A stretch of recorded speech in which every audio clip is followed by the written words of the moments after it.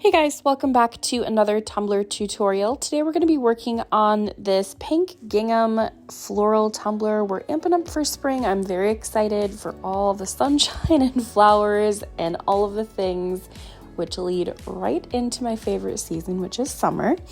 So we're going to get started off by using a 32 ounce plump from the Tipsy Magnolia. I am going to remove the bottom first, so we're just going to take our little ice pick looking thing. I still don't know the name of this little tool that I told you guys about a few months ago. And we're basically just going to tap that in the crack of the base there and pop that out. And then we're going to take this vinyl. This is opaque vinyl from Peachy Glitters. It's light pink gingham is the name of it. I will link that in the description box for you guys. And just like normal, we are going to use the hinge method to apply this vinyl. We're going to take about an inch of the backing off, and then we're going to stick that to the tumbler using that as the hinge, and we're going to press the backing off of the vinyl while pushing the vinyl onto the cup to secure that around. Now you'll notice once I get to the end here, it's not completely straight. It's close, but it's not perfect.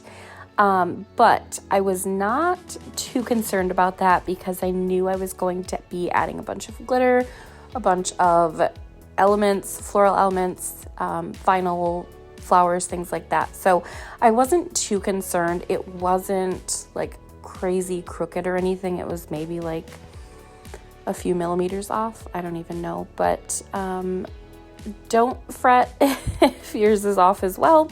As long as you're covering that up and being very strategic in how you're placing those florals or whatever element you're using on your tumbler, there's a way to cover that up. You'll never notice it. So we are going to just press this on, like I said earlier, while pushing the backing off. This giant squeegee is from the Bowen LLC. I want to say it's maybe like a 12-inch squeegee. Super handy for pushing vinyl application onto your tumbler. If you get any creases or anything like that in your design while you're laying it down, this peachy olive vinyl is really good about being removed. As long as you're not pulling on it too hard or stretching it, you'll be able to gently pull it back up and reapply it, removing any creases, or if you need to readjust and straighten things like that.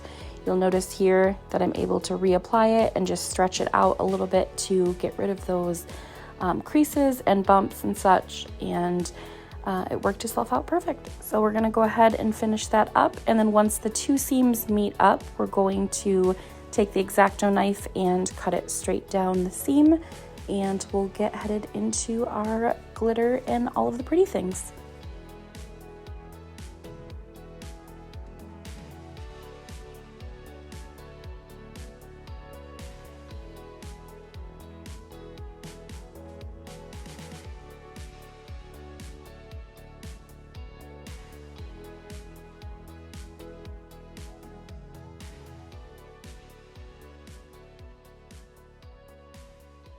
Next, I'm going to take the vinyl and just stretch it over the bottom so it kind of goes into that first little groove of the glitter booty. If you are not doing a glitter booty, or if you don't want to deal with stretching this around, you can go ahead and just use a cut edging tool and cut the bottom of it, trim it so you can glitter it, or you could spray paint it. However you want to finish that bottom off, you can do it whatever way you would like.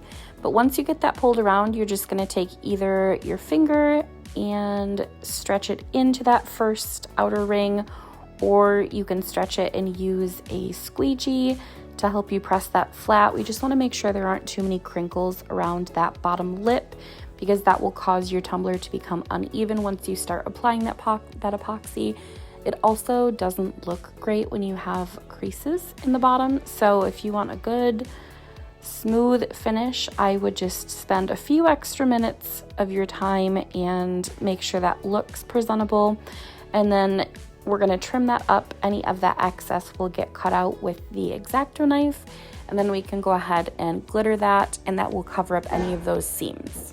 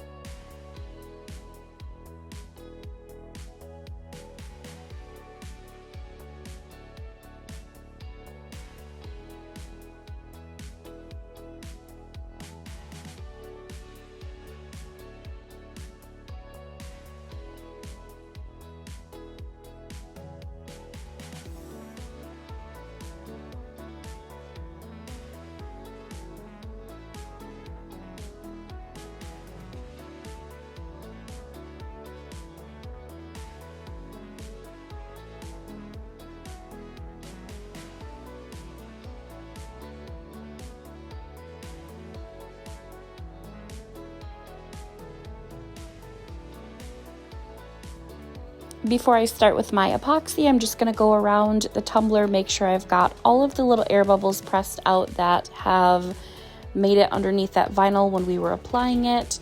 If you don't have anything in there, I commend you, because I can never lay vinyl down without getting at least a bubble. There are minimal bubbles, but I'm not that much of a pro. So just go ahead and pop those with your X-Acto knife, and then I'm going to take Brite from Peachy Olive Glitters and mix probably about maybe like 5 to 7 mLs of glitter into about 30 ounces of epoxy. This is just the Flynn Sisters regular setting epoxy, and if you're watching this tutorial at the time it drops, Flynn Sisters is running a sale. This is as of February 4th, 2024.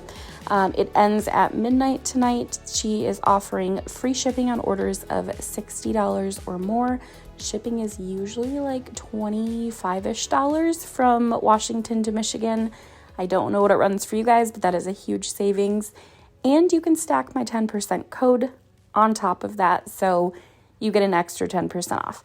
So you don't have to ask me to shop. You don't have to twist my arm if you have something that you need to get of hers, or if you want to try them for the first time. I would definitely recommend checking out that sale.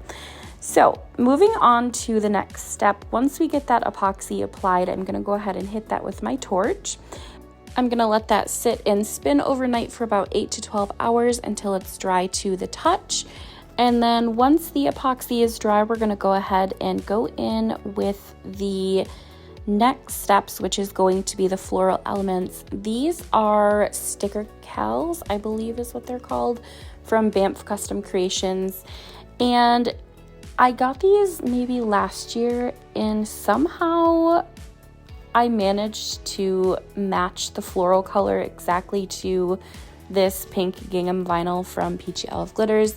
I saw the two together when I was going through my spring vinyl collection and all of my elements, and I was like, I know we just did this pink checkered plaid, whatever you want to call it, pattern a couple of weeks ago, and I was toying actually between the two vinyls and I couldn't decide, so I just decided to do a second tutorial with this pink plaid as well. So that's how that happened. So they're similar but definitely different, but we're gonna go ahead and apply those, and I'm just trying to space them evenly, keeping in mind that I'm going to incorporate another round of glitter in here, and in addition to that I'm going to incorporate some Opal-y holographic kind of vinyl. I don't know what it's called really. Opal probably is more of a better description. But we're going to apply that, and when I'm putting my first sets of florals on, I'm going to start at the seam. So where the seam was not completely straight, I'm going to very strategically add the floral elements, add the leaves. I put the first floral element, you'll see it goes vertical because I wanted to take up more of the seam space. So if you put it on horizontally, obviously it's not going to cover up as much of the seam as I wanted it to. So I made sure to put that first round of leaves and the florals up and down on the cup, so it took up all that seam. So we're gonna go ahead and finish laying these florals down, and then we're going to give it another coat of epoxy and add in some extra glitter, because more sparkle is always a good idea. And once that's done, we will add the rest of our vinyl.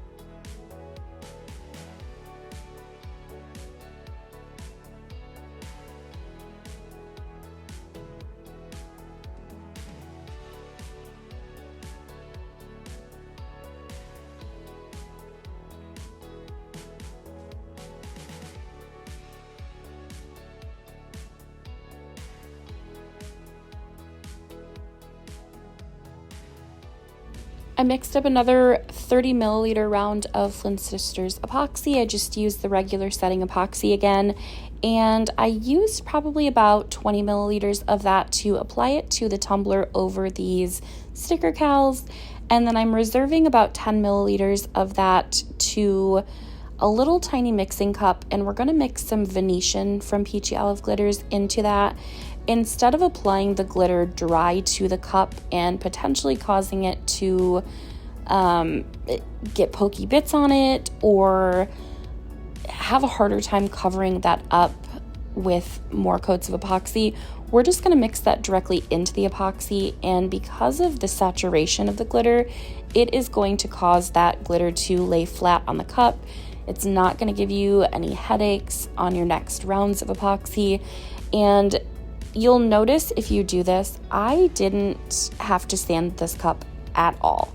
So if I were to just apply this directly into the epoxy as a dry glitter, I probably would have done 1, maybe 2 rounds of sanding, because there's always pokey little pieces sticking up in my epoxy. As it cures, it gets really sharp, and I just don't like sanding. So I'm just going to be proactive, mix it in, and I'm just being very light-handed with this. I don't want it to overwhelm the cup, but I'm trying to apply it into the, I want to say negative spaces, but not really. Basically any space that doesn't have florals, I'm going to go a little bit more heavy-handed in those areas, and then I'm going to kind of put it just a little bit into the florals. I didn't want it to look like the florals were left out, but also I wanted them to shine and not be taken over by the glitter. So there's a fine line. You don't want to overwhelm the design, but also you want to add to it. So just less is more in this design. We want all the glitter, but not too much glitter. There's a lot going on in the end, so I wanted it to be simple, but also complicated, if that makes sense. So we're going to go ahead and let that spin and dry, and then once that is dry, we're going to go in with Taro. This is from Rae Creations, and I put probably about 7 milliliters of this glitter into probably 10 to 15 milliliters of epoxy. I'm using the Ultra UV epoxy from Counterculture DIY. I'm just measuring the epoxy with my heart. I don't know the exact measurements. As you can see, I'm not using a measuring cup, just till it's a smooth consistency. I don't usually measure. That's why I never really sound sure about my measurements when I tell you guys what I'm using. For the bases, I don't measure, I just go by consistency. So as long as it's not clumpy or chunky, and it's a smooth look to the epoxy, that's when I know it's enough epoxy. So we're going to just put that in the middle and just use the popsicle stick to spread it outwards. I don't want anything falling over the edges, so I always work center outwards.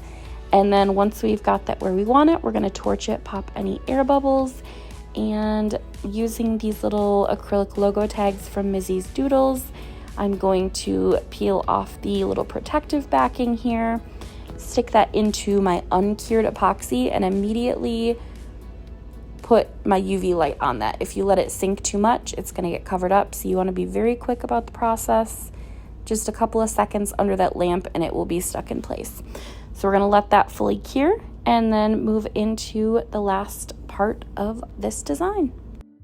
I found these floral elements on Creative Fabrica, and the larger florals I cut at about 5 inches wide, and I want to say maybe like 3.5 and 4 inches for the smaller ones. I didn't want them to be as big as the floral elements from BAMF, but I didn't want them to be tiny and not fit with the design. So there's a fine line between that, and obviously you're going to have to adjust the sizes if you're using a smaller cup. With this 32 ounce, there's a lot of surface area to cover, so I made them a little bit bigger, but obviously if your cup's going to be smaller, you want to readjust so it fits the size of the cup. So we're just going to apply those, and then I'm going to put this on my turner with a coat of polyacrylic because Opal vinyl tends to lift along with any metallic or anything that is not a flat vinyl, like flat colored vinyl. It tends to lift and get underneath that vinyl and causes problems, and it doesn't look good, and it's just a headache. So I always do a coat of polyacrylic when I'm using any type of metallic, opal, glitter, vinyl, whatever it is. Anything that is fine cut, just be proactive. I'm all about being proactive in these designs. So once that polyacrylic is cured, I'm going to go ahead and go in with my final coat of epoxy. I'm talking through this as if I'm not doing something else. I did forget to mention that I put another coat of UV resin over top of that bottom glitter booty. I just didn't want anything to be unlevel, so I made sure to fill the rest of that up with the UV resin, cured that, and then I went into the polyacrylic steps and my final coat of epoxy. After another round of 30 milliliters of Flynn Sisters regular setting epoxy, this cup was completely finished. I love it. I am so looking forward to spring. Let me know what you guys thought in the comments. If you're ready for more florals, let me know. I have tons of them, and I will see you guys next weekend.